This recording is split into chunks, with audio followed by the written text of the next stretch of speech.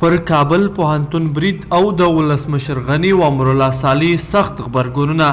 کابل پوهنتون برید څنګه پای ته ورسید، څومره کسان پکې شهیدان شو، دلته له موږ سره په دې ویډیو کې وګورئ.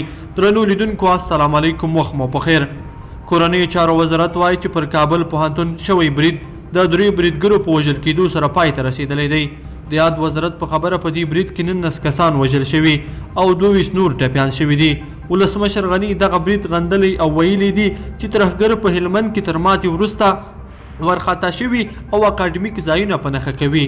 د ولسمشر لومړي مرستیال او د دې وروستیو کې د کابل امنیت مسؤل امرالله صالح بیا دا پیښه افغان حکومت ته ستره استخباراتي ناکامي او لوی انساني فاجعه بللې ده.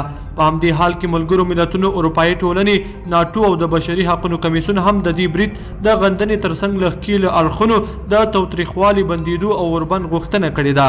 طالبانو په دې برید کې لاس لرل رد کړي او تر اوسه یې پړکو میډلې پر غاړه نه ده اخیستلې.